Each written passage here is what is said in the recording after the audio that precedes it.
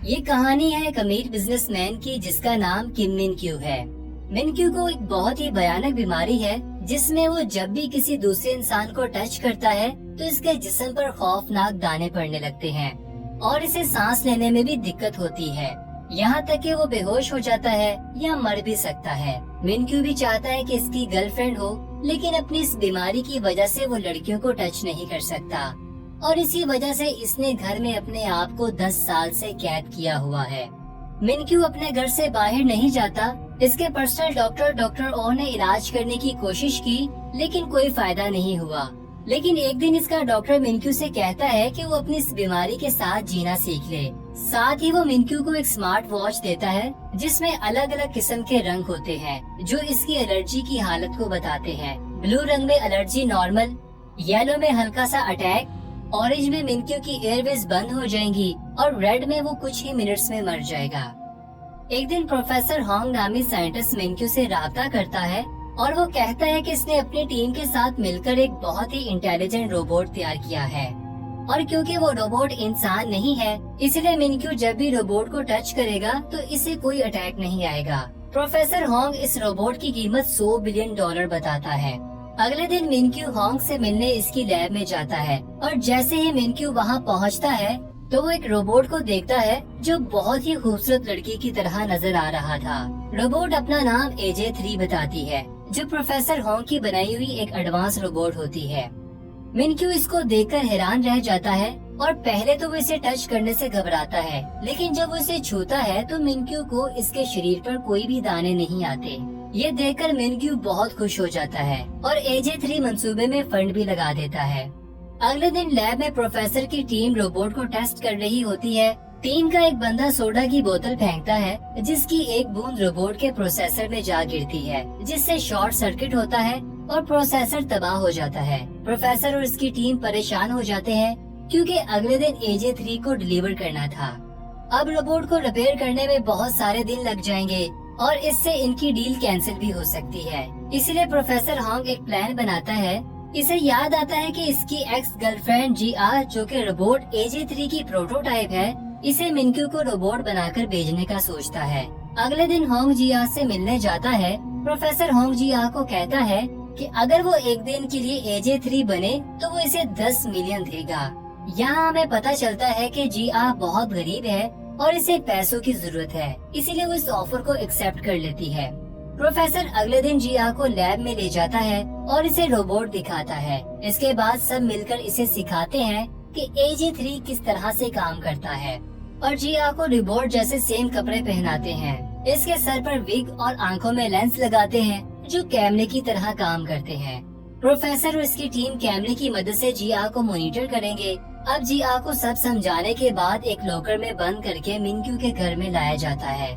मिन क्यू जैसे ही इसे लॉकर से खोलता है तो GR इसे देखकर डर जाती है।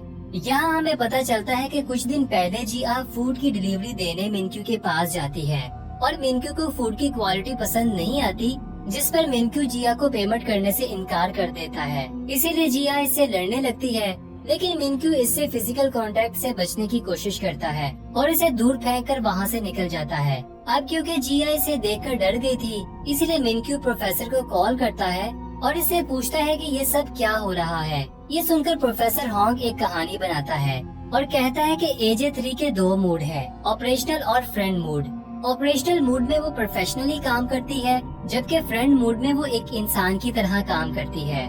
रोबोट अब फ्रेंड मूड में है, लेकिन इसे एक बटन दबाकर ऑपरेशनल मोड में बदला जा सकता है।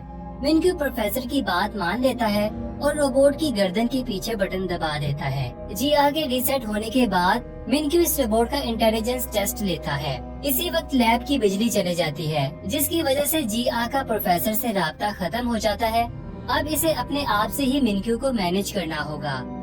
सबसे पहले मिन क्यू GR को एक बॉक्स 3 मिनट के अंदर खोलने के लिए कहता है, जिसका पासवर्ड मैथ के हिसाब से मालूम होना था। GR को मैथ बिल्कुल भी नहीं आती थी, इसलिए वो डब्बे को तोड़कर खोल देती है, जिससे मिन क्यू बहुत हैरान हो जाता है। दूसरे टेस्ट में मिन क्यू इसे 10 सेकंड के अंदर अंडे को छीलने का कहता है। GR पहले एक रेस्टोरेंट में काम करती थी, इसीलिए वो आसानी से ये कर लेती है। मिन क्यू इससे बहुत खुश हो जाता है, इसीलिए वो रोबोट के होशियार होने की तारीफ करता है।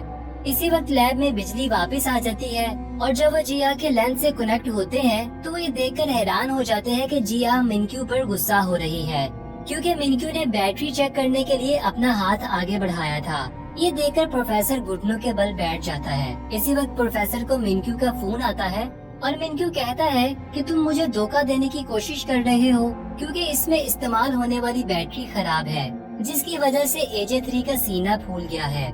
ये सुनकर प्रोफेसर एक और झूठ बोल देता है कि इसने AJ3 की बैटरी को अपग्रेड किया है और साथ में मिनक्यू को खबरदार करता है कि वो इसके सीने को ना छुए, क्योंकि ऐसा करने से शॉर्ट सर्किट हो सकता है। इसके बाद मिनक्यू मेडिसिन लेने के लिए जाता है, लेकिन अचानक इसका दम घुटने लगता है और वो फर्श पर गिर जाता है। इसे सांस लेने में मुश्किल होती है। इसी वक्त जिया आकर आती है और इसकी पीठ थपथपाकर इसकी मदद करती है। मिनक्यू जैसे ही होश में आता है तो वो हैरानगी से पूछता है कि बगैर मेरे ऑर्डर के इसने मेरी मदद कैसे की, जिस पर जिया कहती है कि वो बहुत सी ऐसी चीजें बगैर ऑर्डर के कर सकती है। इसके बाद मिनक्यू पहली मर्तबा फिजिकल कांटेक्ट करता है, लेकिन हैरत की बात ये है कि मिनक्यू को किसी किस्म की एलर्जी नहीं होती। रात होती है और जिया को लैब में लाया जाता है। प्रोफेसर होंग इसे डांटता है क्योंकि वो एक्सपोज हो चुकी थी। ये सुनकर जिया मायूस हो जाती है, क्योंकि इसे लगता है कि इसने अच्छा काम नहीं किया और वो नाराज होकर बाहर चले जाती है। उसी वक्त प्रोफेसर को एक बुरी खबर मिलती है कि AJ3 को रिपेयरिंग के लिए अफ्रीका भेज दिया है और इसे वापस आने में कम से कम 2 हफ्ते लगेंगे। इसी वक्त मिनक्यू की कॉल आ जाती है और वो प्रोफेसर से कहता है कि इसे 1 महीने के लिए AJ3 चाहिए। वो रोबोट को मजीद डीपली समझना चाहता है। अब प्रोफेसर के पास जिया को वापस लाने के अलावा और कोई रास्ता नहीं बचा था, इसलिए वो जिया के पास जाता है और इसे कुछ हफ्तों के लिए रोबोट बनने का कहता है। इस बार वो इसे ज्यादा पैसे देने की पेशकश करता है, इसीलिए जिया राजी हो जाती है। प्रोफेसर कहता है कि जब तक असली AJ3 नहीं आ जाता तब तक तुम्हें काम करना पड़ेगा और हम तुम्हें हर रात रिचार्ज करने के बहाने लैब में वापस ले आएंगे। अगले दिन बदकिस्मती से जिया को डायरिया हो जाता है और वो मैनेज करने की बहुत कोशिश करती है, लेकिन गलती से वो फार्ट कर देती है। मिनक्यू हैरानगी से पूछता है कि ये क्या आवाज है, जिस पर रोबोट जवाब देता है कि ये आपने किया है मेरे मालिक। जल्द ही गंध चारों तरफ फैल जाता है, इसीलिए जिया इसे कपड़े बदलने का कहती है। भोला बाला मिनक्यू इस पर यकीन कर लेता है, क्योंकि इसके अलावा यहाँ और कोई इंसान नहीं है, और वो कपड़े बदलने चला जाता है। इसका फायदा उठाकर वो भागकर वॉशरूम की तरफ निकल जाती है। मिनक्यू जल्दी से वापस आ जाता है और वो देखता है कि रोबोट गायब है। वो इसे घर में ढूंढने लगता है और आखिरकार वो देखता है कि जिया इसके महंगे परफ्यूम से टॉयलेट को साफ कर रही है। मिनक्यू ये देखकर हैरान हो जाता है और कहता है कि रोबोट तो पानी को हाथ नहीं लगाते, तो तुम ये सब कैसे कर रही हो। इस वक्त जिया झूठ बोल देती है कि वो एक एडवांस रोबोट है जो इन सभी कामों में माहिर है। जब मिनक्यू जाने वाला होता है तो वो नोटिस करता है कि जिया के चेहरे पर पसीना आ रहा है। वो इसके करीब जाने की कोशिश करता है, लेकिन इसका पैर साबुन पर आने की वजह से वो गिर जाता है। जिया इसकी तरफ भागती है, लेकिन मिनक्यू को बचाने की बजाय वो परफ्यूम पकड़ती है और इसके ऊपर गिरा देती है। लोहे की प्लेट की वजह से इसकी पसलियों पर चोट लग जाती है। अगले दिन जिया सफाई कर रही होती है तो वो गलती से कार्ड्स गिरा देती है, जिसे मिनक्यू ने 10 साल से संभाल कर रखा हुआ था।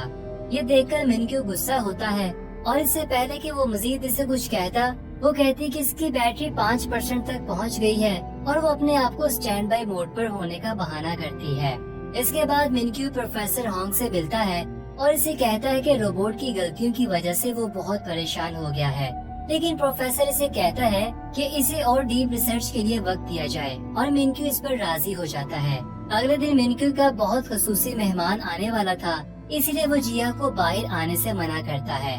वो कोई और नहीं बल्कि रिया इसकी पहली मोहब्बत थी। मिनक्यू इसे देखकर बहुत खुश होता है, लेकिन जब रिया इसके कंधे पर हाथ रखती है तो मिनक्यू के जिस्म पर एलर्जी होने लगती है और वो ये सब रिया से छुपाने की कोशिश करता है।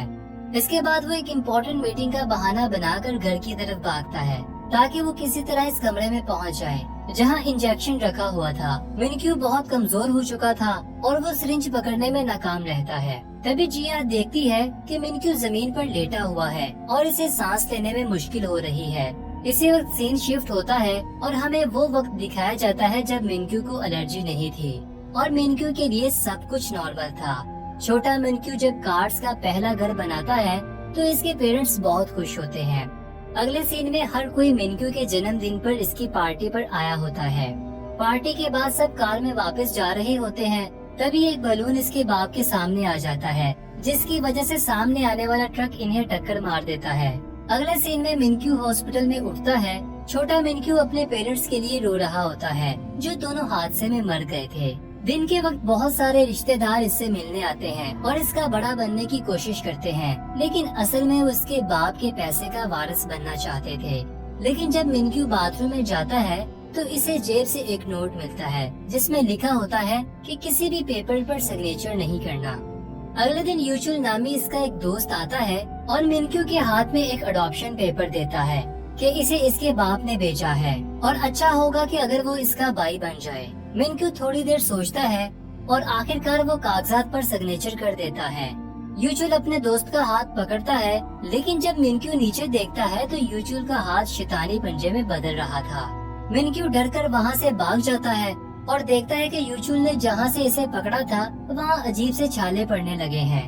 थोड़ी देर बाद यूचुल अपने बाप के पास वापस जाता है और इसे कागजात देते हुए कहता है कि काम हो गया है। लेकिन जब इसका बाप आखिरी सफा देखता है तो इसे पता चलता है कि मिनक्यू ने सिग्नेचर की जगह कुछ और लिख दिया है। इसके बाद छोटा मिनक्यू एक खाली हवेली में जाता है और इस दिन के बाद वो दूसरे इंसानों से दूर रहता है, क्योंकि हर कोई इसकी प्रॉपर्टी हड़प करना चाहता था और वो दूसरे इंसानों को नाले का कीड़ा समझने लगा था, जिसकी वजह से इसे एलर्जी होने लगी थी। इसके पर्सनल डॉक्टर के अलावा एलर्जी के बारे में कोई नहीं जानता था। सीन दोबारा प्रेजेंट में आता है। मिनक्यू जागता है और अपने साथ जिया को पाता है। मिनक्यू इसे बताता है कि इसने ख्वाब देखा है जिसमें लोग इसके पीठ पीछे छुरा घूम रहे हैं। इसके बाद वो ये जानकर हैरान हो जाता है कि वो बिल्कुल नॉर्मल हालत में है। इसलिए वो जिया का शुक्रिया अदा करता है क्योंकि इसने इसे इंजेक्शन दिया था। जिया और मिनक्यू एक दूसरे के साथ ज्यादा वक्त गुजारने लगे थे और इनका रिश्ता मजीद गहरा होता जाता है और वो एक दूसरे के करीब होते जाते हैं। एक दिन मिनक्यू इसे कहता है कि वो इसके साथ रिया की डेट पर जाए। वो दोनों एक दूसरे के साथ बहुत देर तक बैठते हैं। जैसे ही रिया वहाँ से जाने लगती है तो वो मिनक्यू को हाथ मिलाने का कहती है और फिर मिनक्यू डरते हुए इसका हाथ पकड़ लेता है, जिसकी वजह से इसे एलर्जी शुरू हो जाती है और सांस लेने में तकलीफ होने लगती है। और जब वो अपना इंजेक्शन पकड़ता है तो वो इस सोच में पड़ जाता है कि इसे ये सिरिंज लगाना चाहिए या नहीं, क्योंकि वो इस बेकार जिंदगी से थक चुका था। इसकी स्मार्ट वॉच तेजी से बीप करने लगती है। जिया इसके पास आती है और वो होश में आ जाता है। जब जिया मिनक्यू को देखती है तो मॉनिटर नॉर्मल हो जाता है। मिनक्यू इंजेक्शन के बगैर ठीक हो जाता है।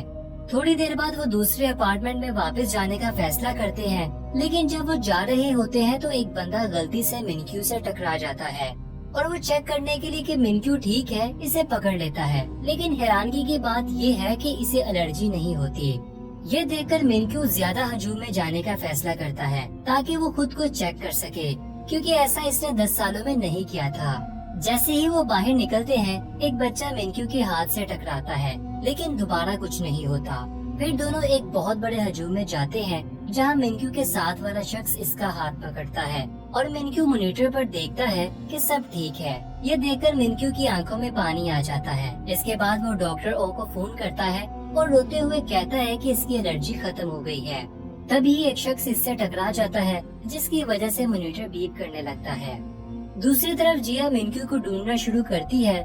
जब वो मिनक्यू को देखती है तो इसकी एलर्जी खत्म होने लगती है और जब एक जोड़ा इन दोनों के दरमियान में आता है तो एलर्जी फिर से वापस आ जाती है। मिनक्यू अपने डॉक्टर को बताता है कि कोई यहाँ पर है जिसे मैं देखता हूँ तो एलर्जी खत्म हो जाती है, और जब इसे नहीं देख पाता तो एलर्जी फिर से वापस आ जाती है। इसके बाद जिया मुस्कुराती है और मिनक्यू कॉल बंद कर देता है और जिया को गले लगा लेता है और कहता है कि मैं तुम्हारे लिए दुनिया की सबसे बड़ी बैटरी खरीदूंगा। इसके बाद वो डॉक्टर ओ से फोन पर बात करता है और इसे कहता है कि अब वो बिल्कुल ठीक है। डॉक्टर भी हैरान है कि पहली बार मिनक्यू को एक इंसान के टच करने के बाद इंजेक्शन की जरूरत नहीं पड़ी। इसके बाद मिनक्यू जहाँ भी जाता है वो जिया को अपने साथ ले जाता है और इसे अपना सबसे अच्छा दोस्त समझता है। इसी दौरान एजे रोबोट रिपेयर हो जाता है, लेकिन इसे प्रोफेशनली काम करने के लिए कुछ वक्त लगेगा। प्रोफेसर कहता है कि एजे 3 कुछ दिन के बाद बिल्कुल ठीक हो जाएगा। जिया, जिसे मिनक्यू के साथ रहने की आदत पड़ गई थी, वो ये खबर सुनकर उदास हो जाती है। एक दिन मिनक्यू जिहा को एक रेस्टोरेंट में ले जाता है, लेकिन इसे एक अलग मेज पर अकेले बिठा देता है। फिर वो रिया और इसके बाप को मिलता है। वो तीनों बातें कर रहे होते हैं तो वो दूर बैठी जिहा परेशान नजर आती है। कुछ देर के बाद जब मिनक्यू इसे लेने आता है तो वो इसे नजरअंदाज करती है और चले जाती है। अब मिनक्यू तभी सेफ है जब वो जिहा के पास हो, लेकिन एक दिन वो अकेला एक गैस स्टेशन पर जाता है और अटेंडेंट पीछे डिक्की में क्रेडिट कार्ड उठाता है। जब वो क्रेडिट कार्ड वापस करता है तो मिनक्यू की उंगली पर टच करता है, लेकिन इस पर ध्यान नहीं देता और वहाँ से चला जाता है। थोड़ी दूर जाने के बाद इसे याद आता है कि अटेंडेंट के हाथ के टच करने के बाद इसे कुछ भी महसूस नहीं हुआ और मॉनिटर बिल्कुल नॉर्मल है, हालांकि जिहा भी इसके साथ नहीं है। इसके बाद क्यूमिन अपने प्रोफेशनल डॉक्टर को मिलने जाता है और इसे पिछले 10 सालों से इसकी मेहनत का शुक्रिया अदा करता है कि वो अब बिल्कुल ठीक हो गया है। इसके बाद डॉक्टर क्यूमिन से कहता है कि वो AJ3 को वापस भेज सकता है क्योंकि अब वो मुकम्मल ठीक हो गया है। अगले दिन क्यूमिन प्रोफेसर के पास जाता है और कहता है कि वो रोबोट से मोहब्बत करता है। प्रोफेसर कहता है कि वो एक रोबोट के बारे में बात कर रहा है जो पहले से प्रोग्राम किया गया था। ये सुनकर मिनक्यू कहता है कि वो पागल हो रहा है और प्रोफेसर से इसका हल पूछता है। अगले दिन प्रोफेसर मिनक्यू के पास आता है और इसे कहता है कि एक रास्ता है, अगर वो AJ3 को रीसेट कर दे, इसी तरह वो सब कुछ भूल जाएगी और तुम अपनी जिंदगी में आगे बढ़ सकोगे। मिनक्यू उदास हो जाता है, लेकिन वो जानता है कि अब यही रास्ता बचा है। इसके बाद जिहा भी ये खबर सुनती है और वो भी परेशान हो जाती है। जिहा आखिरी बार AJ3 के कपड़े पहनती है। अगले सीन में हम देखते हैं कि जिहा मिनक्यू के सामने खड़ी है और बर्फबारी हो रही है और मिनक्यू इसे आखिरी बार सैर के लिए ले जाता है और वापस हवेली में ले आता है। आखिरकार वो एक दूसरे का सामना करते हैं। मिनक्यू इसका शुक्रिया अदा करता है। ये सुनकर जिहा की आंखों में आंसू आ जाते हैं। इसके बाद मिनक्यू जिहा के पास जाता है और इसे अपनी माँ का हार निकालकर जिहा के गले में डाल देता है। इसके बाद वो इसे गले लगाता है और मिनक्यू रीसेट का बटन दबा देता है। लैब में असली AJ3 रिपोर्ट करता है कि मिनक्यू का फोल्डर डिलीट कर दिया गया है। रात को मिनक्यू और जिहा सोते वक्त रोते हैं। जिहा इतनी रोती है कि अगली सुबह वो बीमार पड़ जाती है। इसे हॉस्पिटल ले जाया जाता है और हम देखते हैं कि इसने अभी भी मिनक्यू की माँ का हार पहन रखा है। इसके बाद वो दोनों अपनी जिंदगी में आगे बढ़ जाते हैं, जहाँ जिहा अपनी दादी के शहर चली जाती है, जबकि मिनक्यू रिहा के साथ शादी की तैयारी करता है। एक दिन मिनक्यू ट्रेन पर चढ़ता है जहाँ वो AJ3 जैसा चेहरा देखता है और वो सोचता है कि ये वही सेम रोबोट है। दोनों एक दूसरे के आमने सामने बैठने के बावजूद कुछ भी बात नहीं करते, क्योंकि जिहा को मिनक्यू के साथ बोलने से मना किया गया था। लेकिन मिनक्यू को शक होता है कि ये वही रोबोट है, इसीलिए वो प्रोफेसर को फोन करता है और कहता है कि इसने AJ3 जैसा चेहरा देखा है। जिस पर प्रोफेसर कहता है कि इसने रोबोट को किसी ऐसे शख्स पर बनाया था जो इसका जानने वाला था। मिनक्यू कहता है कि क्या वो इससे बात कर सकता है, जिस पर प्रोफेसर इसे मना करता है। प्रोफेसर के मना करने के बावजूद भी ये इसका पीछा करता है और इसके साथ बात करने का कहता है, जिस पर जिहा मसरूफ होने का बहाना करती है। लेकिन मिनक्यू इसका इंतजार करने के लिए बैठ जाता है। इसी दौरान जिहा जल्दी से किचन में जाती है और अपने गले से हार उतारकर प्लेट में छिपा देती है। बहुत सारा टाइम गुजर जाता है, लेकिन मिनक्यू अभी भी वहाँ पर बैठा होता है, जिसकी वजह से जिहा इससे बात करने पर मजबूर हो जाती है और वो इसे बताती है कि इसने 4 साल पहले डॉक्टर होंग से पैसे लिए थे और तुम्हारे सामने रोबोट होने का नाटक किया था। मिनक्यू इससे मजीद पूछने की कोशिश करता है, लेकिन जिहा इसे कहती है कि वो यहाँ से चला जाए, वरना वो पुलिस को कॉल करेगी। मिनक्यू चालाकी से इसकी दादी से पूछता है कि क्या इसके पास रहने के लिए कमरा है, जिस पर वो औरत हाँ कह देती है और इसे रात को यहीं पर रहने देती है।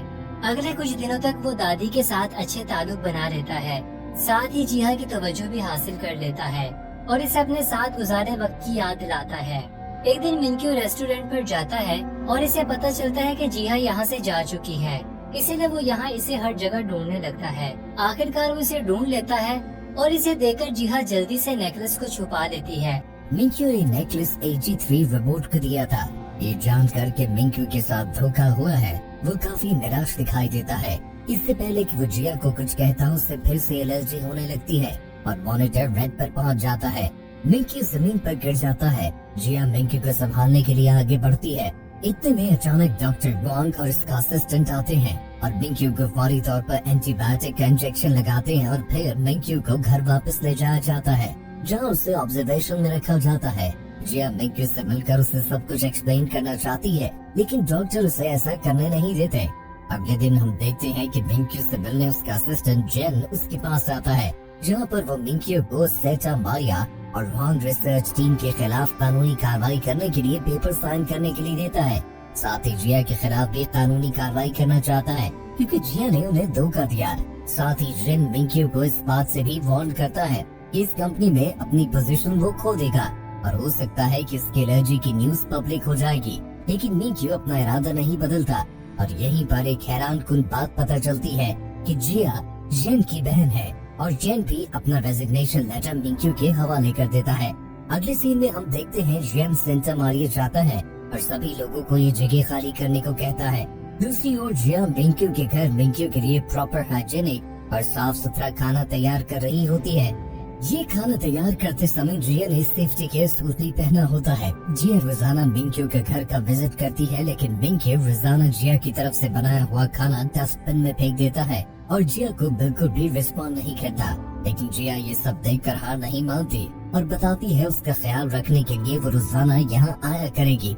मिंक्यू अपने बेड पर लेटा होता है, उसे फिर से जिया की यादें सताने लगती हैं, जिसकी वजह से वो सो नहीं पाता।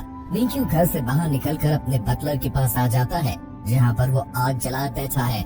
मिंक्यू उसके पास आकर खड़ा हो जाता है और बटलर से बातें करने लगता है। मिंक्यू बटलर से पूछता है कि क्या तुमने भी मुझसे कोई झूठ बोल रखा है, जिस पर बटलर जवाब देता है कि दुनिया में कोई भी ऐसा इंसान नहीं जो झूठ नहीं बोलता। अगले दिन हम देखते हैं कि जिया मिंक्यू के घर की तरफ बाइक पर ड्राइव करते हुए जा रही है। तभी अचानक रास्ते में एक बच्चा आ जाता है, जिससे बाइक गिर जाती है और जिया का हाथ जख्मी हो जाता है। उधर घर में मिंक्यू जिया के लेट हो जाने से बेचैन हो जाता है और सोचने लगता है कि जिया अभी तक क्यों नहीं आई। लेकिन दिन को आने के बजाय जिया शाम के वक्त घर आ जाती है और रूटीन की तरह मिंक्यू का खाना रेडी करती है और जाने लगती है। मिंक्यू उसे रोकता है और उससे सवाल करने लगता है कि तुमने ये सब मुझसे फायदा उठाने के लिए किया। जवाब देती है कि मैं तुम्हें बहुत कुछ बताना चाहती हूँ, लेकिन मिंक्यू उसकी किसी भी बात को सुनने के मूड में नहीं होता और जिया को कहता है कि तुम मुझे दुख पहुँचाकर और मुझे धोखा देकर काफी खुश नजर आ रही हो। गुस्से में आकर मिंक्यू ग्लास फेंक देता है, जिससे कांच टूट जाता है और जिया का हाथ जख्मी हो जाता है। जख्मी होने के बाद जिया मिंक्यू से माफी मांगते हुए खामोशी से घर से बाहर निकल जाती है। अगले दिन मिंक्यू देखता है कि जिया घर में उसके लिए कुछ कॉमिक बुक्स छोड़ गई है। इतने में जिया की दोस्त आ जाती है और मिंक्यू को बताती है एक दिन तुम सभी यादों के साथ अकेले रह जाओगे, और ये भी बताती है कि सेंटा मारिया की टीम उसके रेस्टोरेंट में ही ठहरी हुई है और जिया जल्द ही ऑस्ट्रेलिया चली जाएगी। मिंक्यू ये सुनकर नॉर्मल रहने का नाटक करता है, लेकिन मन ही मन में काफी उदास होता है। फिर हम देखते हैं कि मिंक्यू जिया की फ्रेंड के रेस्टोरेंट की तरफ ड्राइव करता है और तभी उसे दूर से सेंटा मारिया टीम के लोग सामने से आते हुए दिखाई देते हैं। तभी मिंक्यू जिया की दोस्त के बोले हुए लफ्जों को याद करता है कि एक दिन तुम सिर्फ अपने तोहफों और उन यादों के साथ ही अकेले रह जाओगे। मिंक्यू सेंटा मारिया के मेंबर्स को देख रहा होता है, जिनमें से एक मेंबर मिंक्यू को पहचान लेता है और उसकी तरफ भागता है, लेकिन मिंक्यू तेजी से ड्राइव करता हुआ वहाँ से निकल जाता है। घर आकर वापस मिंक्यू टीवी ऑन करता है। न्यूज पर दिखाया जाता है कि लगभग 70 सितारे आज के दिन गिरने वाले हैं। मिंक्यू इस खबर को नजरअंदाज करते हुए अपनी अम्ब्रेला वापस रखने जाता है। अम्ब्रेला रखते समय उसे दूसरी अम्ब्रेला नजर आती है, जो कि AG3 रोबोट की थी। सर्च करने पे उसे मालूम होता है कि ये अम्ब्रेला भी जिया की थी। फिर मिंक्यू को जिया के साथ बिताए हुए वो लम्हे याद आने लगते हैं, जब दोनों ने छतरी के नीचे प्यार भरा किस किया था। अगले सीन में हम देखते हैं कि AG3 रोबोट एक्टिवेट हो जाती है, क्योंकि मिंक्यू ने उससे वादा किया था कि वो पहाड़ी पर ले जाकर मेटियोर्स गिरने का खूबसूरत नजारा दिखाएगा। मिंक्यू पहाड़ी की तरफ ड्राइव करता है और जिया का इंतजार करने लगता है। तभी जिया वहाँ पर आ जाती है। मिंक्यू जिया को शुरू से सब कुछ साफ साफ बताने को कहता है। जिया बताती है कि जिसको वो रिपोर्ट समझता रहा वो और कोई नहीं बल्कि मैं थी। वो मिंक्यू को बताती है कि वो रिपोर्ट के साथ नहीं बल्कि इंसान के साथ कई महीने गुजारता रहा। ये सब कुछ सुनने के बाद मिंक्यू AG3 रोबोट के साथ गुजारे हुए सारे लम्हे याद करने लगता है और खुद को बेवकूफ समझने लगता है कि कैसे मैं इंसान और रोबोट में फर्क नहीं कर सका। मिंक्यू जिया से फिर से पूछता है कि तुमने और क्या क्या झूठ बोला है। जिस पर जिया बताती है कि उसने कोई भी झूठ नहीं बोला। हाँ, लेकिन कुछ खाना और शराब जरूर चोरी की थी। मिंकी पूछता है कि पहली दफा मिलने पर तुमने मुझे कैसा इंसान पाया, जिस पर जिया बताती है कि मुझे लगा तुम बहुत बुरे इंसान हो, क्योंकि तुमने मेरे आधे पैसे मुझे वापस नहीं दिए थे। और ये भी बताती है कि उसने मिंकी को एक पागल इंसान समझा जो अपनी रिपोर्ट के वैक्यूम क्लीनर की बर्थडे मनाता है और अजीब अजीब सी हरकतें करता है। लेकिन कुछ समय बाद मुझे तुम पर रहम आने लगा और मैं तुम्हारी खुशी में खुश रहने लगी थी। जिया ये भी बताती है कि वो उसे खुश रखने के लिए हर मुमकिन कोशिश करना चाहती थी। तभी मिंक्यू जिया को अपने पास आकर बैठने को कहता है और अपने दिल में जो कुछ भी है सब कुछ खुलकर बोलने को कहता है। तभी जिया मिंक्यू को बताती है कि वो उसके घर आते समय बहुत ही बेताब रहती थी और उससे मिलने के लिए जिया का दिल बहुत बेचैन होता था। जिया मिंक्यू को याद दिलाती है कि उसने उसे ये भी बोला था कि तुम मेरा बहुत कीमती खजाना हो और मैं चाहता हूँ कि तुम मेरे साथ हमेशा रहो। ये बातें सुनकर मिंक्यू के दिल पर बहुत ही अच्छा असर हुआ था और वो मन ही मन में मिंक्यू को पसंद करने लगी थी। जिया और भी बहुत सी साथ बिताई हुई यादों के बारे में मिंक्यू को बताती है और ये भी बताती है कि मिंक्यू ने जिया से ये बोला था कि मैं चाहता हूँ तुम मुझे तब भी याद रखो जब मैं बदल जाऊँ। इन बातों से अंदाजा लगाया जा सकता था कि मिंक्यू जिया को कितना चाहता है। फिर जिया बताती है कि जब तुमने अपने हाथों से मेरे बालों को सहलाया था, शुरुआत में उसका ऐसा करना उससे पसंद नहीं आया था, लेकिन बाद में वो मोमेंट उसके लिए बहुत स्पेशल बन चुका था। जिया बताती है कि मिंक्यू जब नशे में था तो उसने एक विश की थी कि काश तुम इंसान होती। जिया बताती है कि इसी समय वो उसे बताना चाहती थी कि वो रोबोट नहीं इंसान है। ये सारी बातें सुनने के बाद मिंक्यू फिर से जिया के सर पे हाथ रखकर उसके बालों को सहलाने लगता है, लेकिन ये याद आ जाने पर कि उसे एलर्जी है, मिंक्यू वापस अपना हाथ पीछे कर लेता है। लेकिन जिया अपना स्लो हेड पहनकर मिंक्यू के हाथ को अपने सर के करीब कर लेती है। जिया अपने किए की माफी मांगती है। जिया मिंक्यू को बताती है कि उसे अपने किए पर बहुत पछतावा है। वो शुरू से सच बताना चाहती थी, लेकिन सच जानकर कहीं फिर से मिंक्यू की एनर्जी ट्रिगर न हो जाए, इसीलिए उसने इस राज को छुपाए रखा। ये सुनकर मिंक्यू जिया को किस करने लगता है, लेकिन किस करते करते फिर से रुक जाता है, इस डर से कि कहीं उससे फिर से एलर्जी ना हो जाए। मिंक्यू जिया का शुक्रिया अदा करता है कि उसे इसने इतनी खूबसूरत यादें दी। अब वह यादों के सहारे जिंदगी गुजारेगा और वापस अपनी जिंदगी में चला जाएगा और इंसानों से दूर रहेगा ताकि कोई भी उसको टच न कर सके। मिंक्यू जिया को बताता है कि अब हमारा सफर यहीं पर खत्म होता है। मिंक्यू आखिरी बार जिया को अलविदा कहने लगता है। वहीं पर जिया मिंक्यू को रोक लेती है और उसे बताती है कि तुम ही वो एक शख्स हो जिसका मुझे हमेशा से इंतजार था। जिया अपने प्यार का इजहार करती है और इस बात को कबूल कर लेती है कि वो मिंक्यू से बहुत ज्यादा प्यार करती है और उसके बगैर नहीं रह सकती। ये सुनने के बाद मिंक्यू जिया की ओर बढ़ता है और उससे किस करता है और तभी दोस्तों यहाँ पर एक बहुत ही स्पेशल मोमेंट क्रिएट होता है। सारे सितारे गिरने लगते हैं और हर तरफ सितारे गिरने का एक खूबसूरत मंजर दिखाई देता है। अगली सुबह मिंक्यू जिया को ड्राइव पर ले जाकर कॉफी लेने के लिए रुकता है, लेकिन देखता है कि उसके मीटर पर फिर से एलर्जी का साइन शुरू होने लगा है। लेकिन मिंक्यू जैसे ही जिया और उसकी गाड़ी को देखता है तभी उसकी एलर्जी वापस नॉर्मल होने लग जाती है। इसके बाद मिंक्यू जिया को उसके घर ड्रॉप करता है और जल्द मिलने की उम्मीद करता है। फिर हम मिंक्यू को उसके डॉक्टर से बात करता हुआ देखते हैं। डॉक्टर मिंक्यू को बताता है कि तुम्हारी बीमारी का कोई भी मुकम्मल इलाज नहीं है। ये बीमारी किसी भी वक्त आ सकती है और वापस जा सकती है। अगले सीन में हम देखते हैं कि एक अमीर आदमी मॉर्टन AG3 रोबोट को सेंटा मारिया टीम से ले जाने के लिए आता है। सेंटा मारिया की टीम AG3 रोबोट के जाने पर बहुत उदास दिखाई देती है। मॉर्टन सभी को बताता है कि तुम सब लोगों ने रोबोट को लेकर मुझे धोखा दिया। मॉर्टन रोबोट को एक खतरनाक वेपन के तौर पर यूज करना चाहता है। तभी वहाँ पर मिंक्यू आ जाता है और रोबोट के बारे में पूछने लगता है, लेकिन सेंटा मारिया की टीम उसे बताती है कि मॉर्टन इस रोबोट को यहाँ से ले जा चुका है। फिर हम देखते हैं कि मॉर्टन एक बड़े से ताबूत में बंद AG3 रोबोट को ले जाने के लिए तैयार खड़ा है, लेकिन मॉर्टन जैसे ही ताबूत को खोलता है तो देखकर चौंक जाता है कि रोबोट इस ताबूत में नहीं है। फिर हम रोबोट को शहर में मंडलाता हुआ देखते हैं, जिसके पास न ही कोई याद है, न ही कोई मेमोरी है और न ही कोई डायरेक्शन है। मिंक्यू अपने घर पहुंचता है, जहाँ एक छोटा सा रोबोट बीटल उसका स्वागत करता है। जब वो घर के अंदर जाता है तो देखता है कि जिया और सेंट मारिया की टीम उसके लिए रसोई में खाना बना रहे होते हैं। टीम बताती है कि हम सभी कल ऑस्ट्रेलिया के लिए निकलने वाले हैं। इसीलिए हम आपके साथ एक आखिरी बार बैठ के खाना खाना चाहते हैं। बाद में खाना खाते समय सभी लोग मिंकू से माफी मांगते हैं, क्योंकि उनकी वजह से मिंकू को काफी तकलीफें हुई हैं। वो साथ ही बताते हैं कि हमने बीटल को आपके लिए एज अ गिफ्ट छोड़ा है और उसके साथ रहकर आप कभी बोर नहीं होंगे। अब बेचारा भाव को झुका मिंकू बहाने बनाते हुए बोलता है, आप लोग प्लीज यहीं रुक जाओ, बाहर तो काफी ज्यादा ठंड है। सभी उसकी ये बात मान लेते हैं और ये उनकी एक आखिरी और अच्छी मुलाकात बन जाती है। दूसरी तरफ AJ3 मार्टिन की वीडियोस चला रही होती है, जिसमें मार्टिन के खिलाफ सबूत होता है कि वो AJ3 को एक हथियार की तरह इस्तेमाल करना चाहता है। AJ3 एक और वीडियो चलाती है जिसमें सेंटा मारिया के वैज्ञानिकों की टीम बोल रही है, तुम एक अच्छी रोबोट हो और तुम इंसान की दोस्त बनकर रहोगी। अब परेशान होकर AJ3 दोनों वीडियोस को देखती रहती है। फिर उसको समझ आता है कि मार्टिन की वीडियो गलत है और इसीलिए वो मार्टिन की वीडियो डिलीट कर देती है। अगले सीन में मिंकू सोफे पर सोई जिहा के पास जाता है।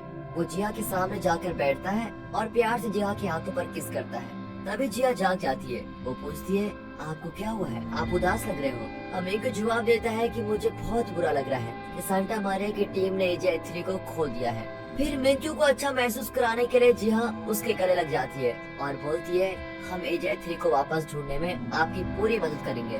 बाद में मिंकू और जिहा मिलकर एक होटल में जाते हैं, जहाँ मिंकू मैडम एक्स नाम की एक औरत से मिलता है। मैडम एक्स वो इंसान है जो हमेशा से मिंकू की मदद करती आई है। मैडम एक्स बताती है कि मार्टिन एक बहुत बड़ा अपराधी है। उसने मर्डर, धोखाधड़ी जैसे कई बड़े अपराध किए हैं। हालांकि उसको कभी गिरफ्तार नहीं किया गया, क्योंकि कभी भी कोई उसके खिलाफ सबूत नहीं ढूंढ पाया। वो मिंकू को बोलती है, तुम मेरी मदद कर सकते हो। तुम्हें मार्टिन के ड्राइवर मिस्टर चोंग से कुछ रिकॉर्डिंग्स लेकर आनी होंगी। इन रिकॉर्डिंग्स की मदद से हम साबित कर पाएंगे कि मार्टिन एक बहुत बड़ा अपराधी है। वो आगे बोलती है कि अगर हम अपने मिशन में कामयाब हो गए तो हम पुलिस की मदद मिस्टर जोंग की सुरक्षा के लिए मांग सकेंगे। अगले दिन मिंकू और जिनवे एक रेस्टोरेंट में मिस्टर जोंग से मिलते हैं। मिंकू जोंग से विनती करते हुए बोलता है, आप प्लीज हमें कुछ सबूत दे दीजिए। उन सबूतों की मदद से हम बहुत सारे बेगुनाहों को इंसाफ दिला पाएंगे और वे बेचारे भी पहले की तरह अपनी जिंदगी खुशी से जी पाएंगे। मिंकू बातों को जारी रखते हुए बोलता है, अगर आप हमारी मदद करेंगे तो मैं वादा करता हूँ कि पुलिस आपकी सुरक्षा के लिए कुछ लोगों को जरूर भेजेगी। अब ये सभी बातें सुनकर मिस्टर जोंग आखिरकार रिकॉर्डिंग्स जिनवे को दे ही देता है और जिनवे उन रिकॉर्डिंग्स को पुलिस के पास पहुंचा देता है। इस सब के दौरान जिहा मिंकू को एक अमीर व्यापारी के पास लेके जाती है, जहाँ AJ3 से जुड़ी डील होने वाली है और किस्मत से वो दोनों सही समय पर पहुंच जाते हैं और बताते हैं कि अब AJ3 की कोई भी डील नहीं होने वाली है। मतलब AJ3 को अब बेचा नहीं जा रहा है। लेकिन जैसे कि मिंकू को पता लगता है कि AJ3 तो खो गई है, वो जल्दी सेंटा मारिया टीम को इस बारे में बता देता है। बाद में जैसे कि डील तो कैंसिल हो गई है, इसलिए मार्टिन बहुत गुस्सा है। इसलिए वो अपने आदमी को जल्दी से जल्दी AJ3 को ढूंढने के लिए बोलता है और सारा डाटा डिलीट करने को बोलता है। मार्टिन अपने एक आदमी को बोलता है कि अगर तुम AJ3 को ढूंढने में मेरी मदद नहीं करोगे तो तुम्हारे पापा को बुरे नतीजों से गुजरना पड़ेगा। अपने आदमी को काम बांट कर मार्टिन देश छोड़कर भागने का तय करता है ताकि उसको पुलिस वाले का सामना न करना पड़े। इसके दौरान AJ3 वापस घर नहीं पहुंच पा रही है, इसीलिए वो कुछ समय के लिए एक भिखारी के पास जाकर बैठ जाती है। भिखारी बोलता है, तुम यहाँ से चले जाओ, लेकिन AJ3 तो अपनी बातें शुरू कर देती है। धीरे धीरे दोनों को एक दूसरे के साथ अच्छा लगने लगता है और राजा की तरह बड़े दिल वाला भिखारी एक बस टिकट AJ3 को पकड़ाता है, जिससे कि AJ3 को वापस जाने में मदद मिलेगी। अब कहीं और सेंटा मारिया की टीम कैमरे की रिकॉर्डिंग्स की मदद से AJ3 को ढूंढने की कोशिश कर रही है और इसके दौरान मिंकू, जिहा और मार्टिन के आदमी रोबोट को गलियों में घूम घूम कर ढूंढ रहे हैं। अब कुछ समय बाद मार्टिन के लोगों को AJ3 का पता लग जाता है कि वो एक कंप्यूटर के शोरूम में चली गई है। AJ3 कंप्यूटर की मदद से मिंकू के घर का रास्ता ढूंढ लेती है और वहाँ तक की एक बस ले लेती है। उसके कुछ देर बाद ही मार्टिन के आदमी उसी कंप्यूटर वाले शोरूम में जाते हैं और उनको पता लग जाता है कि AJ3 कहाँ जा रही है। जल्दी से इसके बारे में वो मार्टिन के असिस्टेंट को बता देते हैं। अब कुछ समय बाद AJ3 बस से उतरकर मिंकू के घर की तरफ पैदल जाने लगती है। रास्ते में उसके पास कोई चाचा भतीजा आते हैं और वो AJ3 को पसंद भी करते हैं।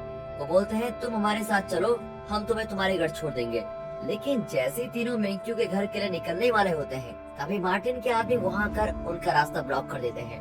मार्टिन के आदमी AJ3 को ले जाने वाले होते हैं कि तभी वहाँ पर पुलिस वाले आ जाते हैं और मार्टिन के बुरे आदमी को पकड़ लेते हैं। कुछ समय बाद हॉन्ग आता है और AJ3 को वापस लैब में लेके जाता है। टीम के सभी लोग बहुत खुश हैं कि आखिरकार उनकी प्यारी रोबोट दोस्त वापस आ गई है। अगले सीन में मिंकी और जिया वापस घर गए हैं और दोनों शांति से बैठे हुए हैं और चिंता मुक्त दिख रहे हैं। कुछ समय तक बातचीत करने के बाद जिया वापस अपने घर जाने को बोलती है, लेकिन मिंकी भूखा होने का बहाना करके उसको वहीं रोक देता है। जब जिया अपने प्यारे मिंकी के लिए कुछ बना रही होती है, तभी मिंकी उसको अपनी तरफ खींचता है और किस करने लगता है। उसी रात सेंटा मारे की पूरी टीम रात के खाने के लिए इकट्ठा होती है। वो सभी मिलकर AJ3 की रिकॉर्डिंग्स को देखते हैं, क्योंकि वो पहली बार लोगों के बीच गई थी। सभी को बहुत गर्व होता है कि उनकी बनाई AJ3 इंसानों में अच्छे से घुल मिल पाई है। इसके बाद हॉन्ग बोलता है कि अब हम AJ3 का चेहरा बदलने वाले हैं, इसलिए AJ3 को सभी अपना आखिरी अलविदा कर देते हैं। अगले दिन मिंक्यू मैडम एक्स से मिलता है और एक पेन ड्राइव पकड़ाता है जिसमें मार्टिन के खिलाफ सबूत होते हैं। ये सबूत AJ3 की रिकॉर्ड करी वीडियो से मिला है। उसी रात वो तय करता है कि वो एक ऐसा बड़ा कदम उठाने वाला है जिसके बाद से कोई उसकी बीमारी का फायदा नहीं उठा पाएगा। अब अगला दिन मिंक्यू के लिए बहुत बड़ा दिन होने वाला है। वो अपनी हिम्मत जुटाकर मीडिया की एक मीटिंग्स में जाता है, जिसमें वो बताता है मुझे इंसानों से होने वाली एक एलर्जी है। अब ये बात सुनकर सभी हैरान हो जाते हैं। वो साथ ही ये भी बताता है कि वो धीरे धीरे इस एलर्जी से ठीक होता जा रहा है। वो बताता है कि मेरे साथ पिछले कुछ समय से एलर्जी की वजह से बहुत बुरी दुर्घटनाएं हो रही हैं, लेकिन मैं अपने रोबोट, अपने असिस्टेंट जिनमें और अपनी कंपनी के साथ काम करने वाले सभी लोगों का शुक्र अदा करना चाहता हूँ, क्योंकि उन्हीं की वजह से मैं अपनी बीमारी को ठीक कर पा रहा हूँ। वो आगे बोलता है कि मैं अपनी कंपनी को आगे बढ़ाने के लिए और साथ ही जरूरतमंद लोगों के लिए AI रोबोट से बहुत सारा पैसा लगाने वाला हूँ। और फिर वो सारी डिटेल्स बता देता है कि कौन इसका इंचार्ज होगा और कौन क्या होगा। हैरानी की बात तो ये होती है कि जैसे मिंक्यू अपने सभी सच बता देता है, तभी उसकी कंपनी के स्टॉक प्राइस आसमान छूने लगते हैं। सभी चीजों के ठीक से हो जाने की वजह से मिंक्यू काफी खुश और संतुष्ट दिख रहा होता है। अब वापसी में वो जिया को फोन करता है, तभी जिया उसके साथ शाम को रोमांटिक डेट पर जाने के लिए बोलती है। अब जैसे ही मिंक्यू निकलने वाला होता है, तभी उसका ध्यान जिनबे पर जाता है। जिनबे अभी भी कंपनी से इस्तीफा देना चाहता है, इसीलिए वो मिंक्यू के पास आया है और उसके इस्तीफे पर काम शुरू करने को बोलता है। अब कुछ समय बाद जिया मिंक्यू को बाहर का खाना खिलाने के लिए बाहर लेकर आई है। तभी मिंक्यू बताता है, जिया तुम्हारा भाई कंपनी को छोड़कर जाना चाहता है, क्या तुम मुझको कोई तरीका बता सकती हो जिसकी मदद से मैं जिनबे को अपना असिस्टेंट बना के रख सकूं? लेकिन जिया के पास भी इसका कोई जवाब नहीं होता। बाद में रात के समय मिंक्यू घर वापस आता है और जिनबे के इस्तीफे के बारे में सेंटा मारे की टीम से बात करता है। टीम का एक आदमी बोलता है शायद जिनबे अपनी बहन के बॉयफ्रेंड की कंपनी में काम नहीं करना चाहता होगा। हालांकि फिर भी टीम के पास से भी कोई अच्छा तरीका नहीं मिल पाता, इसलिए दुखी होकर मिंक्यू अपने कमरे में चला जाता है। दूसरी तरफ जिया अपने भाई और भाभी होंगचू इनके साथ बैठकर रात का खाना खा रही होती है। मौके का फायदा उठाते ही जिया अपने भाई से पूछती है, आप अपनी अच्छी नौकरी क्यों छोड़ना चाहते हो? और जैसे ही होंगचू को इस बारे में पता लगता है, वो गुस्सा करते हुए बोलती है, जिनमें चुपचाप अपना इस्तीफा वापस ले लो। जिनमें ऐसा बिल्कुल नहीं करना चाहता है, लेकिन किस पति के आगे पत्नी की चलती है, इसलिए बेचारा अपनी पत्नी की बात मान ही लेता है। अगले दिन जिनमें मिंक्यू को एक कॉफी की दुकान में बुलाता है ताकि वो अपना इस्तीफा वापस मांग सके। हालांकि मिंक्यू को महसूस होता है कि जिनमें ने अपना फैसला दूसरों के दबाव डालने की वजह से बदला है, इसलिए मिंक्यू बोलता है, मैं तुम्हारे इस्तीफे पर काम जारी रखूंगा, लेकिन अगर तुम्हारा खुद से मन बदलेगा तो मेरी कंपनी के दरवाजे हमेशा के लिए तुम्हारे लिए खुले हैं। ये बात सुनकर जिनबे बहुत भावुक हो जाता है और इस्तीफा न देने का तय करता है। दोस्तों, सीरीज तो बहुत प्यारी और रोमांटिक है। सीरीज में सबसे ज्यादा आपको क्या पसंद आया? क्या वो मिंक्यू का अपनी रोबोट से प्यार है, या फिर मिंक्यू और जिया की केमिस्ट्री, या फिर कुछ और? जो भी चीज आपको सबसे ज्यादा पसंद आ रही हो, कमेंट करके बताइएगा। अब अगला सीन अगले कुछ सालों बाद दिखाया जाता है। होंग एक सम्मेलन के दौरान बताता है, हमें एक नया AI रोबोट बनाना है। दूसरी तरफ जिनबे मिंक्यू के अरबों डॉलर वाली कंपनी का मैनेजर बन गया है। काम करने के बाद जिनबे और उसका परिवार मिंक्यू के घर पर जाते हैं। अब यूचोर और रायल साथ रहते हैं और वो दोनों भी मिंक्यू के घर जाते हैं।